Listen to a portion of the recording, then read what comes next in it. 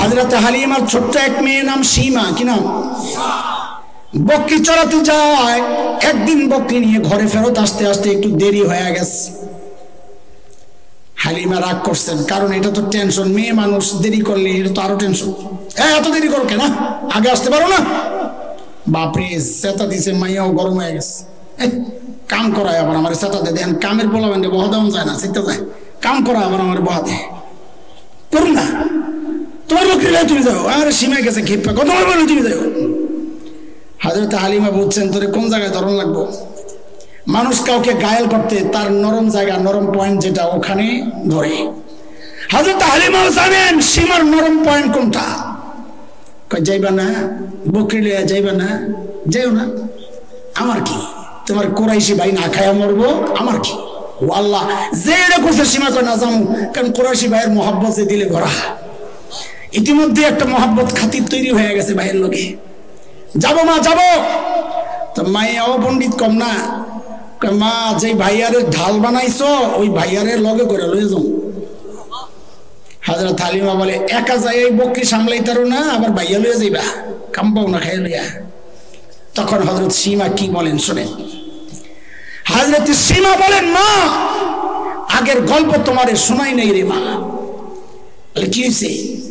যে আরেকদিন ভাইয়ারে নিয়ে গেছিলাম না, আমি ভাইয়ারে বুকে নিয়ে সামনের দিকে আগাচ্ছি, যে অন্য দিনের মতো বকরিগুলারে ধরাও লাগে নাই, ডাক দেওয়া লাগে নাই, সবগুলো আমার পেছনে পেছনে লাইন ধরে ধরে চলেছে।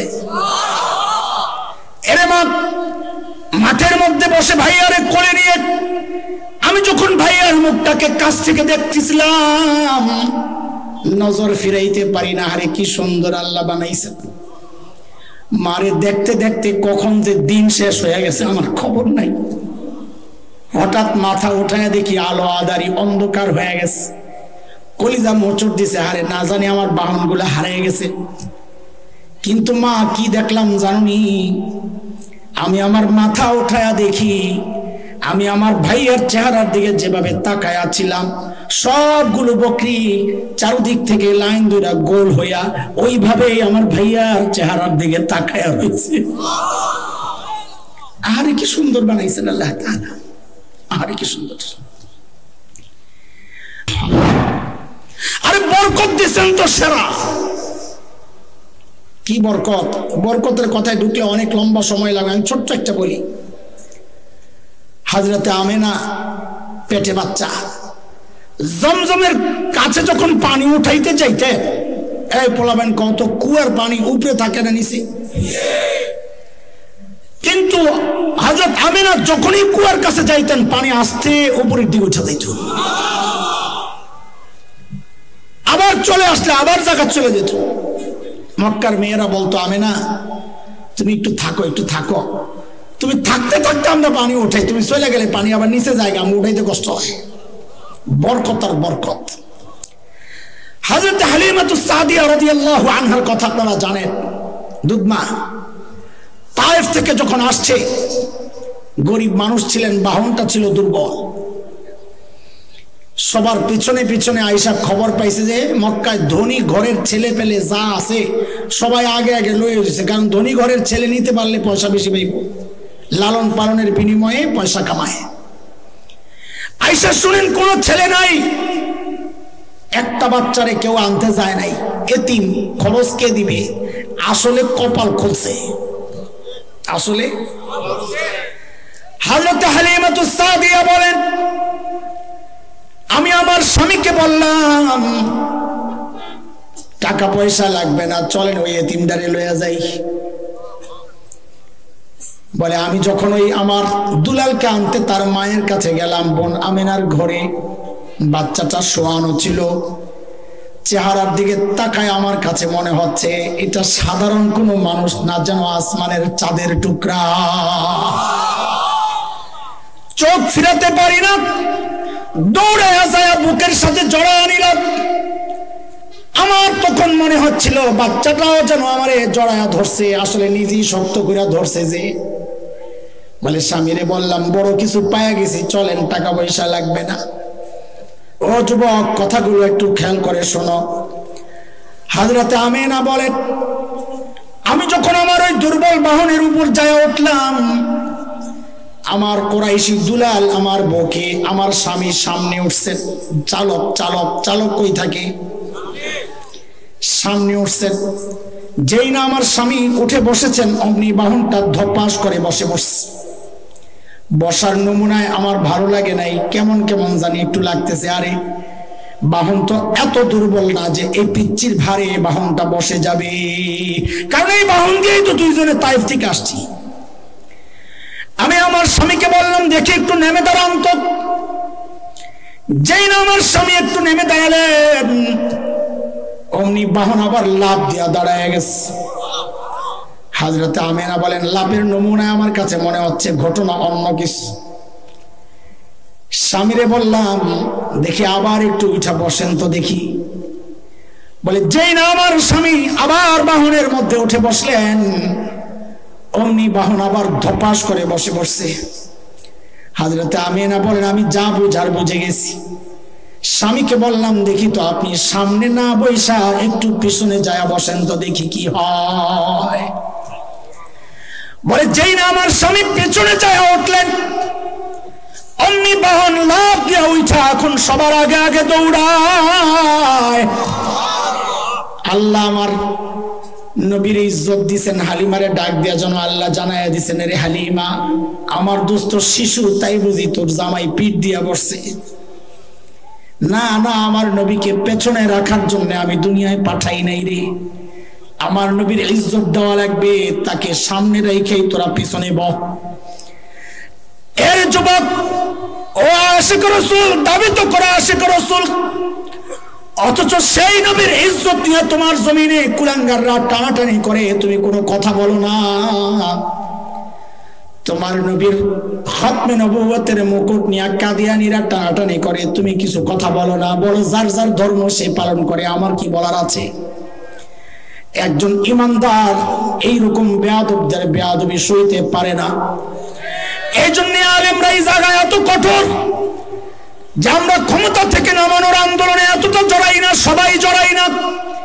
ক্ষমতায় ওঠানোর আন্দোলনেও সবাই জড়াই না, কিন্তু এক জায়গায় আমরা সবাই এক। তোমার স্বামীর বেইজ্জতি করেছে, তুমি বিচার করেছ। বাবার বেইজ্জতি করলে বিচার করো। তোমার নেতার বিরুদ্ধে কেউ কথা বললে তুমি তার বিরুদ্ধে অ্যাকশনে যাও। অথচ আমার নবীকে নিয়ে কুলাঙ্গাররা কথা বলে, তোমরা কিছু কথা বলো না। নবীকে যদি ভালোবাসা আওয়াজ উঠাইতে হবে, বাংলাদেশে সব থাকতে পারবে, হিন্দু বৌদ্ধ খ্রিস্টান সব থাকবে। আমার নবীকে নিয়ে যদি কেউ কটূক্তি করে, তাকে জমিনে থাকতে দেওয়া হবে না, থাকতে দেওয়া হবে না। নারায়ে তাকবীর, ইসলামের শত্রুরা নবীর ইজ্জতের বিরুদ্ধে কেউ বললে তাকে আমরা বাংলাদেশ থেকে তাড়িয়ে দেব ইনশাআল্লাহ। মুহতারাম হাজরিন, হযরত হালিমার বাহন এখন সবার আগে আগে দৌড়ায়। তাইফের মেয়েরা অবাক হয়ে তাকায়া জিজ্ঞেস করে, রে হালিমা, বাহন কি পাল্টাইছো নাকি? আগেরটা কই? না, এটাই তো আগেরটা। তোকে তো খাওয়াইছো কি? হযরত হালিমা বলেন, এটা বাহনের কোনো কারামতি না, এটা আমার কুরাইশি মেহমানের বরকত। বরকত তো চালু হয়ে গেছে, হয়ে গেছে। বকরিগুলা যখন ঘাস খায়া ঘরে ফেরত আসে, হযরত হালিমার বকরিগুলোর দুধ ওলান ওলান দুধে ভরা, অন্য মেয়েদের বকরির ওলানে দুধ নাই। মেয়েরা এসে হালিমাকে জিজ্ঞেস করে, রে হালিমা, বোন একটু বলো না, তোমার বকরি ঘাস খায় কোন জায়গায়, একটু দেখায় দাও না।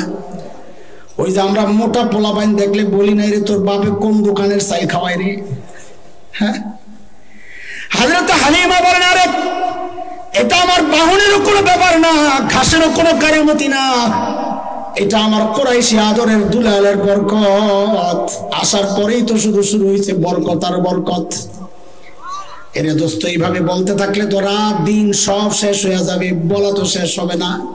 শেষে হসপিটাল বন্ধ হয়ে যাবে, ইঞ্জেকশন দেওয়া যাবে না। মনে আছে ইঞ্জেকশন? আমি আমার নবীর সৌন্দর্যের একটা দিক বলেই জায়গা মতো চলে যাব। হযরত হালিমার ছোট্ট এক মেয়ে, নাম সীমা। কি নাম? বকরি চড়াতে যায়।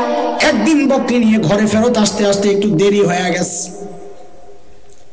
হালিমা রাগ করছেন, কারণ এটা তো টেনশন, মেয়ে মানুষ দেরি করলে এটা তো আরো টেনশন। এত দেরি করো কেন, আগে আসতে পারো না?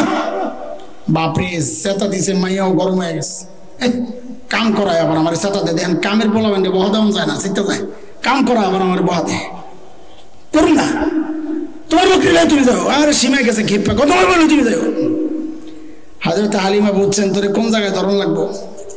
মানুষ কাউকে ঘায়েল করতে তার নরম জায়গা, নরম পয়েন্ট যেটা, ওখানে ধরে। হযরত হালিমাও জানেন সীমার নরম পয়েন্ট কোনটা।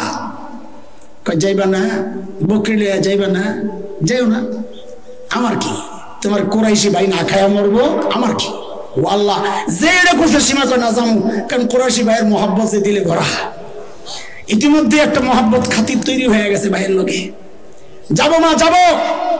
তো মায়েও পণ্ডিত কম না, মা যে ভাইয়ারে ঢাল বানাইছো ওই ভাইয়ারে লগে করে লয়ে যাও।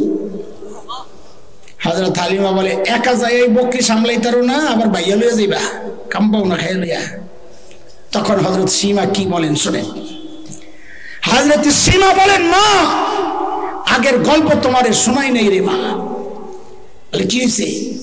যে আরেকদিন ভাইয়ারে নিয়ে গেছিলাম না, আমি ভাইয়ারে বুকে নিয়ে সামনের দিকে আগাচ্ছি, যে অন্য দিনের মতো বকরিগুলারে ধরাও লাগে নাই, ডাক দেওয়া লাগে নাই, সবগুলো আমার পেছনে পেছনে লাইন ধরে ধরে চলেছে।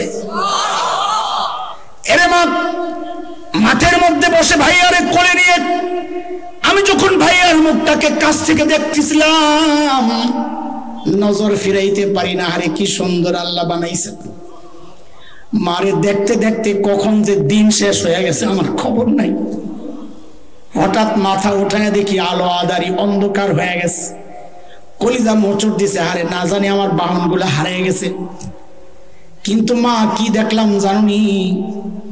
আমি আমার মাথা উঠায়া দেখি, আমি আমার ভাইয়ের চেহারার দিকে যেভাবে তাকায়া ছিলাম, সবগুলো বকরি চারদিক থেকে লাইন ধরে গোল হইয়া ওইভাবেই আমার ভাইয়ার চেহারার দিকে তাকায়া রয়েছে। আরে কি সুন্দর বানাইছেন আল্লাহ তাআলা, আরে কি সুন্দর।